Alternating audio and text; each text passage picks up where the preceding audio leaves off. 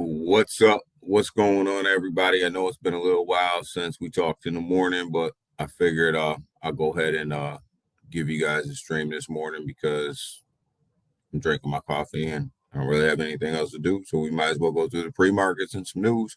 So with that, check out the intro. We'll get after it in a minute.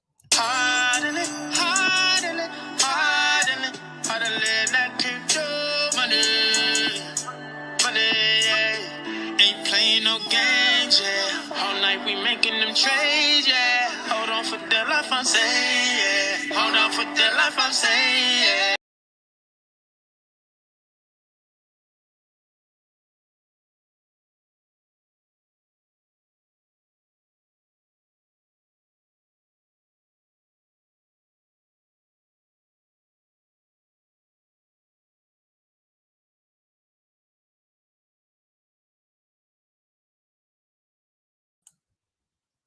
All right. Had a little stick there, but we're gonna go ahead and get after it. So crypto bubbles, guys, they look good right now. This is the daily here. So daily looks good. A lot of green, a lot of green. Looks like the crypto market's trying its best to recover from the whole fiasco that we've been in. Let's go ahead and check out the hourly. Let's see how we're gonna start, just this Friday.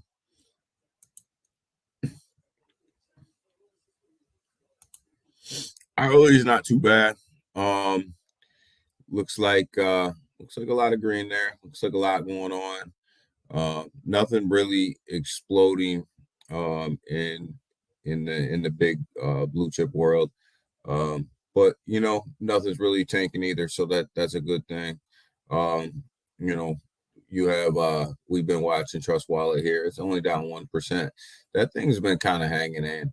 In Aptos, guys, I've done a couple videos on Aptos.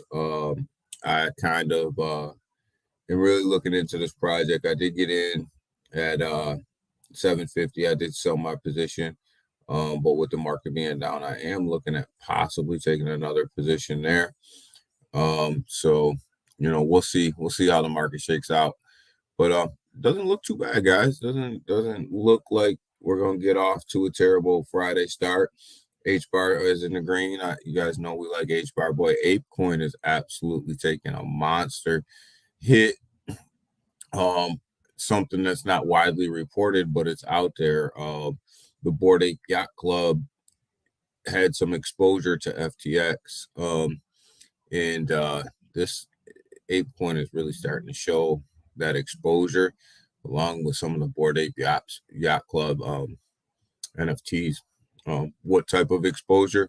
We're not sure yet, but they did have some exposure. Looks like Bitcoin's hanging in there. It's up. Not too much. I mean, I consider that pretty level between 16.5 and 16.7. So, but it's trying. It's trying to come out of the little hole that it's in, the little funk that it's in. Ethereum, same thing. Yesterday it did hit the 1,190, 90 level. It's back up here to this 1,200 level.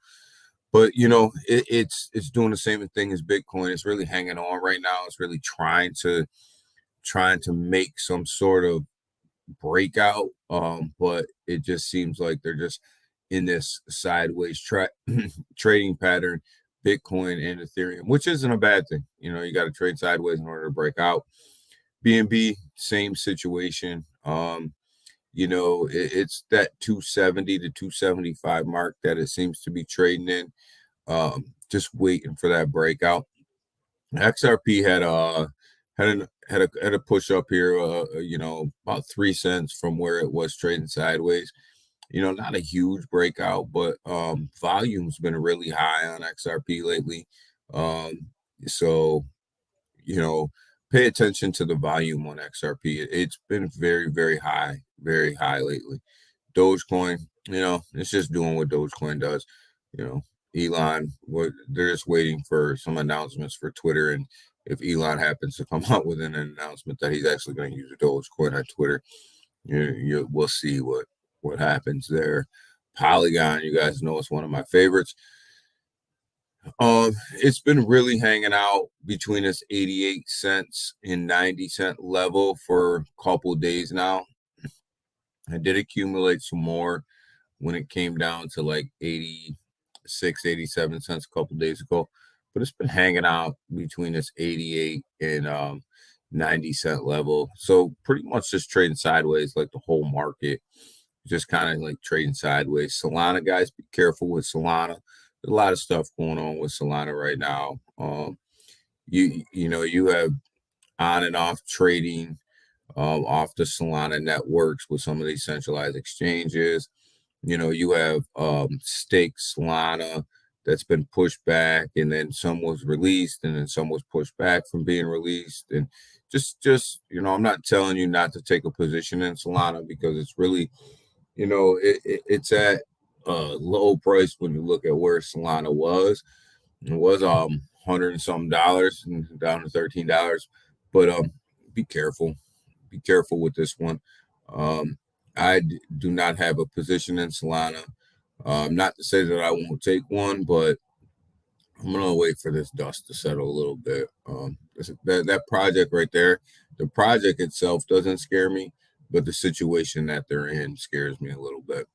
And that's just me personally and my risk tolerance with this situation that we're in with FTX right now. Stellar, sideways as well, sitting about 9 cents. So not too bad. Elgaran, you guys know I like Elgaran. It's down, um, you know, but it's trying to make a comeback like everything else. Kronos is the one I really want to get to. It's sitting at 7 cents right now, guys. Um, Crypto.com's been under fire a little bit. Much like any other centralized exchange right now. A lot of questions are being asked of crypto.com. They are one of the big ones. We're waiting for their books to come out. We got to see their books. We got to see what that looks like. They did make a huge mistake in transferring some money to Gate.io. Was it a mistake? Was it not a mistake? I don't know. I'm not here to judge. But they've been taking some heat. The CEO did come out, try to get ahead of it. I thought he did a good job in talking to the community. I liked what he had to say. I don't think crypto.com is going anywhere, nor can we really afford it to go anywhere from a cryptocurrency market standpoint right now. So, they'll make it through. It'll be a little bumpy, it'll be a little rocky, but they'll make it through. The fear and greed index right now, crypto. Let's go ahead and refresh this, make sure we're getting it. It's at 23. It's extreme fear. There's no surprise there, guys. With the whole FTX thing, where the market is and everything else, it's no surprise that the fear and greed index is at extreme fear for the crypto market. But this is the time, in my opinion. What I say is when the market's in extreme fear, this is when I'm buying. So going to the pre-markets, stock market, guys. Pre-markets actually looked pretty good this morning. We'll go ahead and refresh, make sure nothing's changed. No, it hasn't. Pre-markets actually look pretty good for a Friday, but remember, it is Friday, and it's not really on Fridays. It's never really about where the market opens. It's about the second half of the day, about where it closes, because that kind of sets us up for the weekend. But everything seems to be in green. Everything seems to be okay.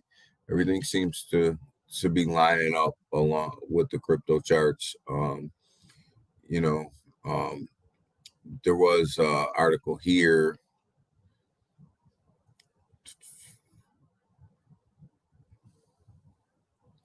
Well, they had an article here this morning, and I gotta find it, about Ripple expanding into Ireland. Maybe they took it down for some more morning news.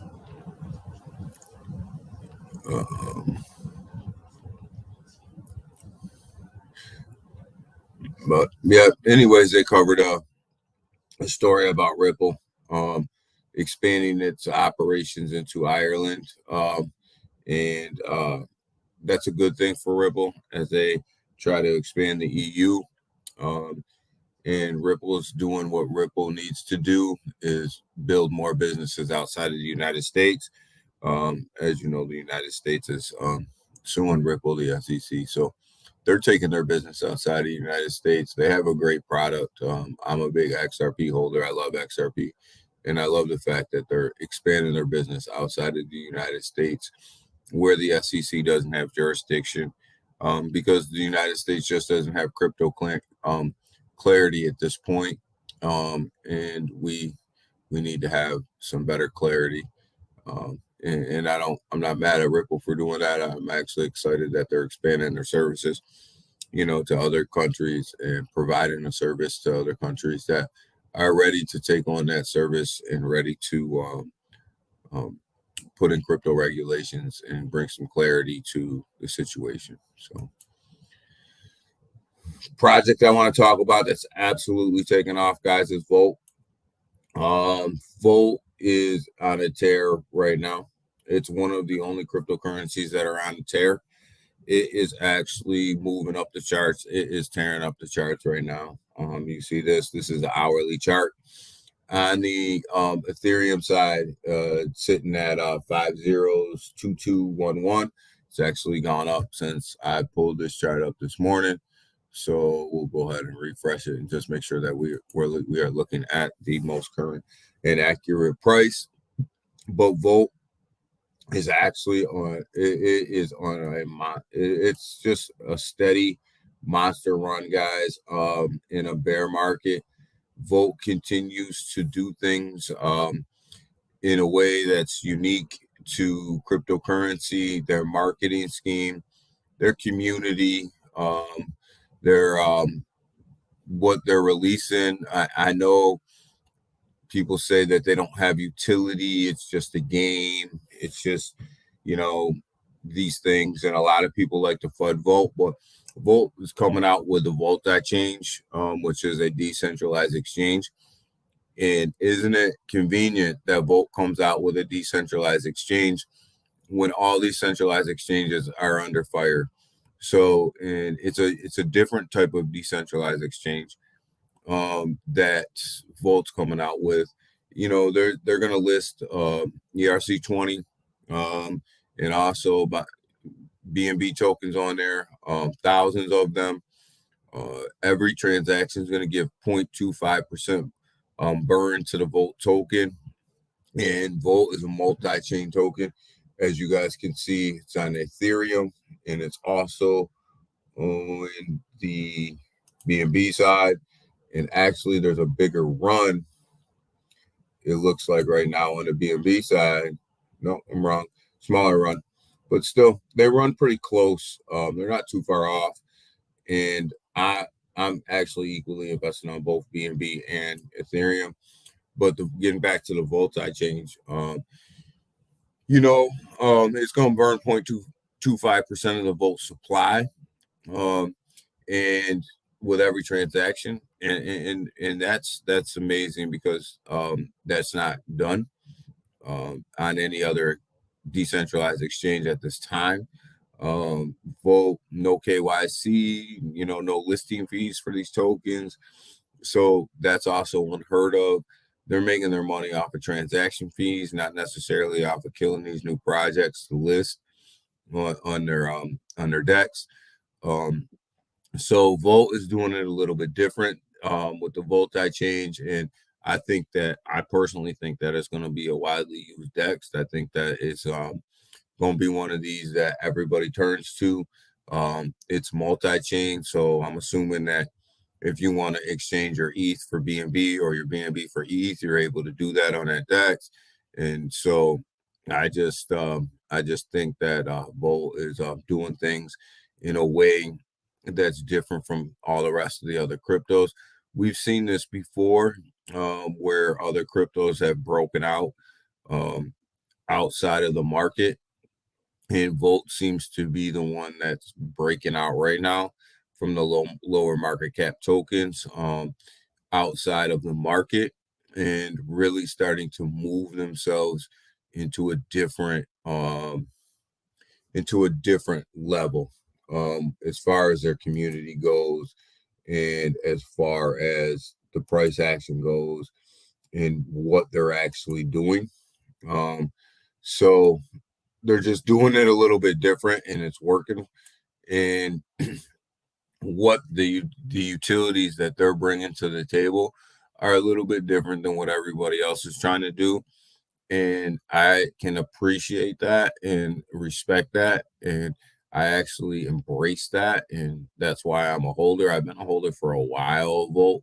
We've been through some sideways action for a long time, and but you know what? Eventually, I always knew that Volt would break out because it's just a different type of lower market cap. It's going to break out. It's going to be one of these tokens that people look back at and go, "Man, I'm sorry I didn't get into this earlier." I think I just think that they just continue to do things in a bear market that not a lot of other lower market cap tokens are doing, or blue chips for that matter. As far as marketing, I mean, you're talking about buses, you're talking about billboards, you're talking about NASDAQ interviews, you're talking about coming out with a DEX in a bear market, you're talking um, NFTs in a bear market. I mean, you're talking so many different things, and the list can just go on and on and on. It takes a full-time job just to keep up with the Twitter pages and everything that's coming out. So, I mean, you're looking at a market cap that is absolutely amazing. You're looking at, what's that say? Market cap 146 million is what it's saying right now on Dex tools. So in holders, you're looking at 17,000. So I mean, obviously these numbers can go up and down and whatever, but that's still an amazing, amazing community, a huge community. So, you know, um, obviously I always tell you guys don't buy in green candles.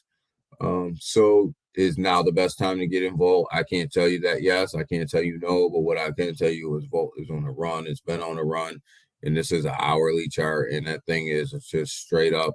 It's just consistently moving up. So Volt is doing what a lot of other meme pro. I don't even want to call them a meme, but because they're not, but lower market cap tokens are trying to do in this space. You look at bone, and you guys know that I'm a big bone holder, and I've been accumulating bone through this downturn right here, and it's sitting at about 70 cents right now. This thing has been as high as $2, guys. When Shibarium drops, bone will increase in value, I believe. So I'm not too worried about this at all. So I just wanted to bring you guys an update on them two tokens right there. I know some people are wondering what's going on with bone and how and why it's dropping a little bit, and we have these ups and downs, and it's really trading sideways. If you look at the chart for a while now, a couple weeks, but bone is just waiting on Shibarium.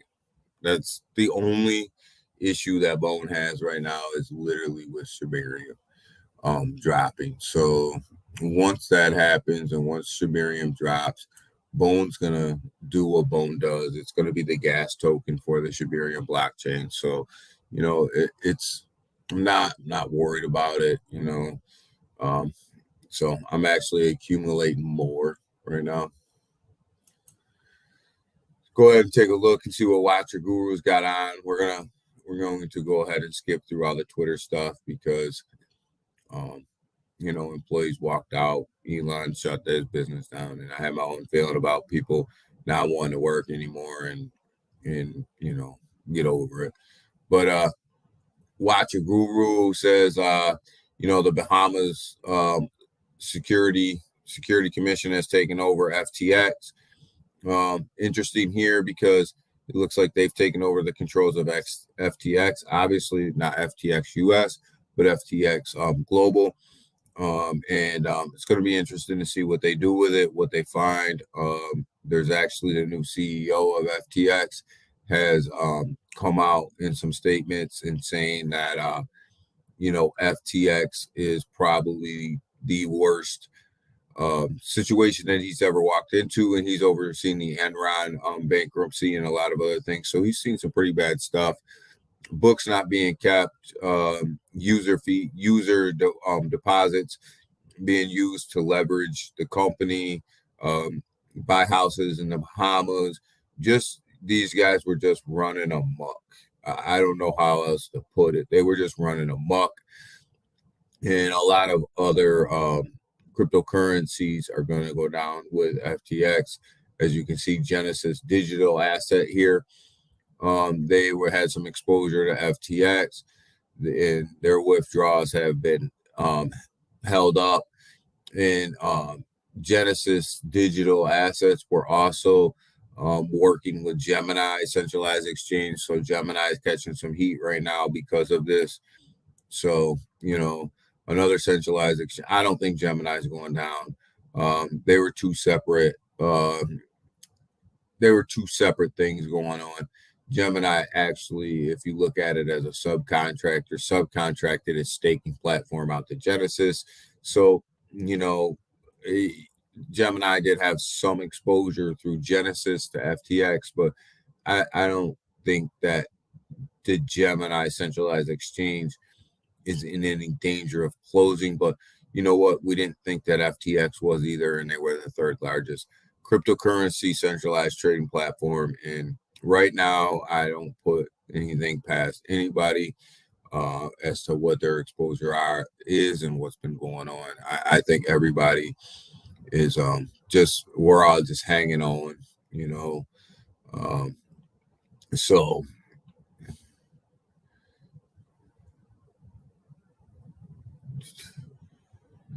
you have BlockFi filing Chapter 11 bankruptcy. It's another one. This one was highly exposed to FTX, so they're filing bankruptcy. It's not going to surprise me if somebody comes in like CZ or somebody like that and helps BlockFi out. BlockFi wasn't a bad company. I don't think they over leveraged themselves with FTX. Probably gave out way too much APY, and their business model was never going to sustain itself through a bear market. But I think if they change their strategy a little bit, that's a good platform, and I could see them getting some help through somebody else. This goes back to the BlockFi stuff. There's a lot of Sam Bankman-Fried stuff here, guys. So,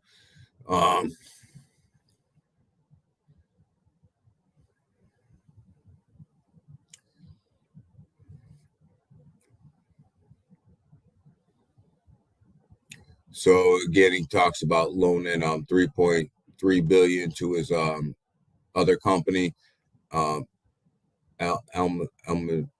Almerita research firm. This was just these guys were just playing between FTX and Almerita. They were just playing with your money. They were just transferring it back and forth, and we were talking billions and billions of dollars. Sam was just playing with it. Almerita was his hedge fund, and he used it to basically go out and hedge your deposits against the market. And he won a lot. I'll give him that, but that what he won wasn't going back into FTX either, or Merida, it was going back into his pocket. So that's a crime. This guy should be in jail. There's just no doubt about it. He should be in jail. So there's your FTX update. I do have a video if you guys want to check it out about a case in 2019 that was brought against the same people that are involved in this fiasco right now. In 2019, basically accusing them of manipulating the Bitcoin market, and also CZ's named in there, not as anybody who did anything wrong, but as somebody who they used some tweets that CZ put out, and basically they tried to attack Binance and do some arbitrage, and they were caught. And CZ, so see, at that point, CZ knew who they were. He said it wasn't their first time. Um, and he tried to say, he didn't try to say in a tweet, he says it was somebody who just started up an exchange a couple of months ago. So CZ was kind of trying to warn people what was going on at that point. And that lawsuit video is on my channel, and I kind of try to give you guys a 1,000-foot overview of that lawsuit. But basically, they were charged of a RICO. They were accused of committing RICO offenses which are organized crime offenses. So it's pretty interesting that was put out in 2019, and then we're here today. So there we go. But with that, and close it out for the day. Gotta get to work, gotta get some things going, take a quick look at this market again. It seems to be about the same, seems to be about leveling off. But just remember, guys, the market in the afternoon, the stock market will set up for the crypto market, and that'll set us up for the weekend. So on Fridays, it's really not about how the market opens, but it's about how it closes. And so with that, guys, like the channel, subscribe to the channel. I'll bring you guys some more content like I always do. And turn that bell notification on, because I tend to just pop up, and I do a lot of shorts. So I tend to put some shorts on there. So hit that bell notification, get notified, and I'll keep you guys as up to date as I can. But like and subscribe to the channel, and we'll just keep doing what we do. Everybody have a great Friday.